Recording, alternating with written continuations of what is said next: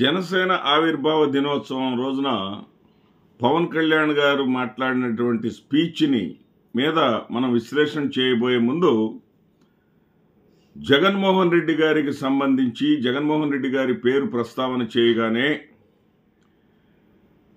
నర్సరావుపేటకు చెందినటువంటి డిగ్రీ కళాశాల వార్షికోత్సవ సభలో సాక్షాత్తు స్థానిక శాసనసభ్యుడు అదేవిధంగా నర్సరావుపేట పార్లమెంటు సభ్యుల ముందు జగన్మోహన్ రెడ్డి గారి పేరు ఎత్తగానే నల్లపాటి రామచంద్రరావు అనే సీనియర్ తెలుగుదేశం పార్టీ నాయకుడు ఏ విధంగా యువత విద్యార్థులు కేరింతలు కొట్టింది ఒకసారి చూస్తే పవన్ కళ్యాణ్ గారు జగన్మోహన్ రెడ్డి గారి పట్ల భయపడుతూనే ఉన్నారు.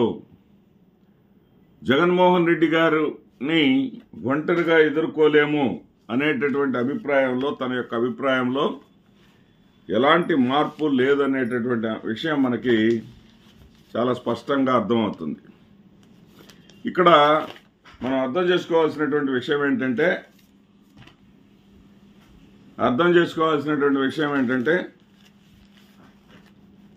ఆయన తన ప్రసంగంలో మొట్టమొదటి మాటని ఏమన్నారంటే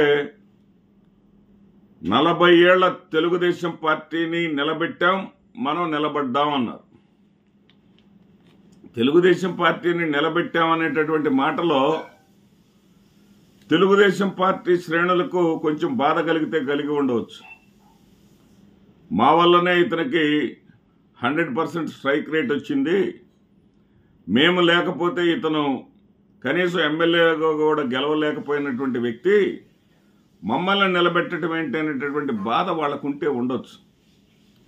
కానీ ఆ బాధ ఉంటుందేమోననేది కూడా గమనించాడు పవన్ కళ్యాణ్ గారు. దాన్ని కూడా గమనించి ఆ తర్వాత తన ప్రసంగంలో చంద్రబాబు నాయుడు గారిని ఆకాశానికి ఎత్తారు, లోకేష్ గారిని ప్రస్తావించారు. లోకేష్ గారి గురించి కూడా పొగడ్తలతో ముంచెత్తారు. ఆ లోకేష్ గారు కూడా జనసేన ఆవిర్భావ దినోత్సవం సందర్భంగా అన్నగారు అంటూ పవన్ గారిని సంబోధిస్తూ శుభాకాంక్షలు తెలియజేసిన ట్వీట్ మనం చూసాం. ఇక్కడ పవన్ కళ్యాణ్ గారు రాజకీయ అవగాహన లేదు గతంలో అనుకునేవాళ్ళం, దానికి రాజకీయ అవగాహన అనుభవం ఎలా పనిచేస్తుందంటే అతనికి ఒక్క పవన్ కళ్యాణే కాదు, గతంలో నేను కూడా చెప్పాను, సిపిఐ సిపిఎం పార్టీలు కూడా తెలుగుదేశం పార్టీతో కలిసి పనిచేసి అంటే 100% కాస్త అటు ఇటుగా సిపిఎం ఏమో 16 సీట్లు పోటీ చేసి 15 గెలవటం జరిగింది. సిపిఐ 21 సీట్లు పోటీ చేసి 19 సీట్లు గెలవటం జరిగింది.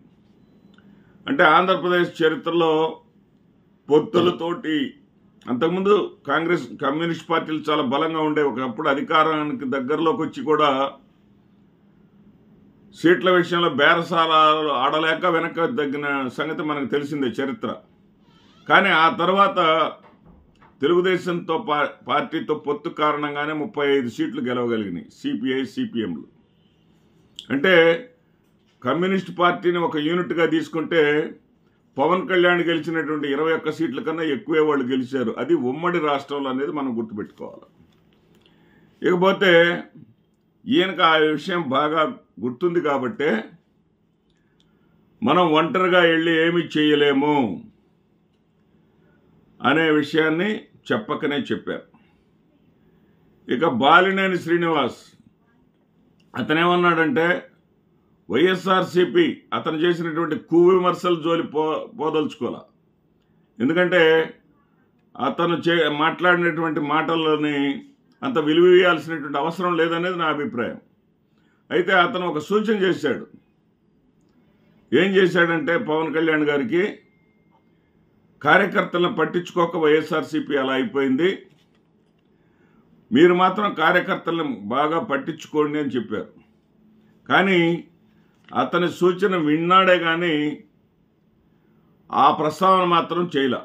దానికి బదులుగా ఆయన ఏం చెప్పాడంటే, మీరు కార్యకర్తల బలంగా ఉండండి, నేను నిర్ణయాలు తీసుకుంటాను, నేను ఏ నిర్ణయం తీసుకున్నా కానీ దానికి మీరంతా కట్టుబడి ఉండండి అని మాత్రమే చెప్పాడు. మీరందరూ బలంగా నన్ను సమర్థించండి అని మాత్రమే చెప్పాడు. అదేవిధంగా స్టాలిన్ మీద విమర్శలు చేశాడు. స్టాలిన్ రేపు డీలిమిటేషన్ మీద ఈ నెల 22వ తేదీన దక్షిణాది రాష్ట్రాల్లో ఒక చోట సమావేశం కాబోతా ఉన్నాయి. దానిని ఒక పనికిమాలిన చర్యగా చెప్పాడు. అంటే భారతీయ జనతా పార్టీ ప్రతినిధిగా మాట్లాడాడు. డీలిమిటేషన్ అనేది పాపులేషన్ ఆధారంగా చేయాలని కేంద్రం చూస్తూ ఉంది. ఆ రకంగా చేస్తే ఆంధ్రప్రదేశ్, తమిళనాడు రాష్ట్రాలు భారీగా నష్టపోతాయి. ఎందుకంటే కుటుంబ నియంత్రణ విధానాలను గట్టిగా పాటించినటువంటి రాష్ట్రాలు ఇవి. ఉత్తరాది రాష్ట్రాలు పాటించలేదు. జనాభా ప్రాతిపదికన కానీ పార్లమెంటరీ స్థానాలను కేటాయిస్తే తమిళనాడు, ఆంధ్రప్రదేశ్ రాష్ట్రాలు భారీగా నష్టపోతాయి, ఉన్న స్థానాలు కూడా నిలబడవు, తగ్గిపోతాయి అని చెప్పేసి ఆయన చెప్పడం జరిగింది. దాని మీద వాళ్ళు ప్రభుత్వానికి మెమోరాండం వేయటానికి దాని మీద 22వ తారీఖు సమావేశం అవుతూ ఉంటే పవన్ కళ్యాణ్ గారికి అది భారతీయ జనతా పార్టీ నిర్ణయానికి వ్యతిరేకంగా ఉంది కాబట్టి అది ఒక పనికిమాలిన చర్యగా కనపడింది. తర్వాత అబద్ధాలు చెప్పటంలో ఈయనకే సాటని కూడా రుజువు చేసుకున్నారు. ఎందుకంటే సావాసం కదా. ఇప్పటిదాకా అబద్ధాలకు పేటెంట్ చంద్రబాబు నాయుడు గారిది అనేది ఆంధ్రప్రదేశ్ రాష్ట్రంలో ఉన్నటువంటి రికార్డు. మరి 6 నెలలు సావాసం చేస్తే వారు వీరవుతారు కదా. మరి వీళ్ళు అసలు చంద్రబాబు నాయుడు గారి కోసమే ఈయన పార్టీని పెట్టింది. చంద్రబాబు నాయుడు గారి కోసమే పార్టీని పెట్టారని ఎందుకు అంటున్నానంటే, కరెక్ట్గా 2014 మార్చి 14వ తేదీన ప్రారంభమైనటువంటి ఈ పార్టీ ఆ మేలో జరిగినటువంటి ఎన్నికల్లో ఒకటంటే ఒక్క సీట్లో కూడా పోటీ చేయలా. తర్వాత 2019లో ఎందుకు పోటీ చేశారు సార్ అని మీరు అనొచ్చు. 2019లో ఎందుకు చేశారంటే యాంటీ ఇన్కంబెన్సీ. అప్పటికి చంద్రబాబు నాయుడు గారు 5 ఏళ్ల పాటు పరిపాలించాడు. అతని మీద వచ్చేటటువంటి యాంటీ ఇన్కంబెన్సీ ఓటు చీలటం కోసం ఎత్తుగడ వేస్తే అది వికటించింది. అది వికటించి వైఎస్ఆర్సీపీకి 151 స్థానాలు వచ్చినాయి. ఆ తర్వాత వీళ్ళు మనం కలిసి ఉంటే తప్ప లేదు సుఖం అనేటటువంటి దాన్ని వీళ్ళు పాటించి ఒక్కటయ్యారు.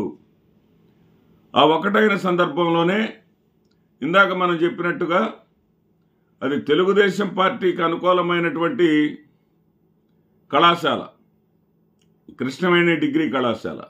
అక్కడున్న ప్రజాప్రతినిధులు కానీ మాట్లాడిన స్పీకర్స్ కానీ అందరూ కూడా చంద్రబాబు నాయుడు గారికి గట్టి మద్దతుదారులు. చంద్రబాబు నాయుడు గారి గురించి మాట్లాడినప్పుడు సభికుల నుంచి ఎలాంటి రెస్పాన్స్ లేదు. అదే జగన్మోహన్ రెడ్డి గారి పేరు ఎత్తగానే చప్పట్లు మోగాయి, కేరింతలు కొట్టారు.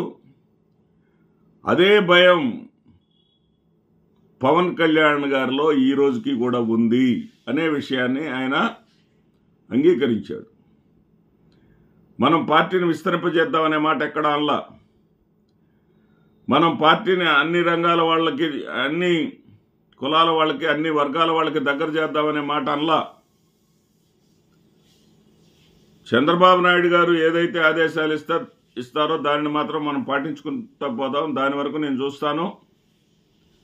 నేను మంత్రిని అవుతున్నాను, మా అయ్యాను, మా తమ్ముడు, మా అన్నగారిని కూడా శాసనమండలిలోకి తీసుకున్నాం, ఆయన కూడా అవసరమైతే మంత్రిని చేస్తామనే విధంగా ఆయన సాగిందే తప్ప ఆయన ప్రసంగం. ఇంకొక ఆశ్చర్యకరమైనటువంటి విషయం ఏంటంటే, జాతీయ మీడియాని ఆయన తప్పుపట్టాడు. ఆయన చెగువేరా నుంచి హిందుత్వాన్ని ఎత్తుకున్నారు అని తప్పుడు వార్తలు రాస్తున్నారు. నేను చెగువేరాని అభిమానించింది నిజమే, నేటికి కూడా అభిమానిస్తున్నాను. వింతగా ఉంది ఆయన చెప్తా ఉంటే. నేటికి కూడా నేను అభిమానిస్తున్నాను. ఎందుకంటే ఆయనలో ఉన్నటువంటి సామాజిక కోణం నాకు నచ్చింది. కానీ నేను మొదటి నుంచి సనాతనవాదినే అన్నారు. సనాతన ధర్మంలో సామాజిక కోణం ఎక్కడుందో ఆయన చెప్పలేడు. సనాతన ధర్మంలో పంచముల్ని నీచస్థాయిగా చూస్తారు, శూద్రుల్ని తక్కువ వారిగా చూస్తారు. మరి చెగువీర అది అలాంటిది కాదు కదా. మరి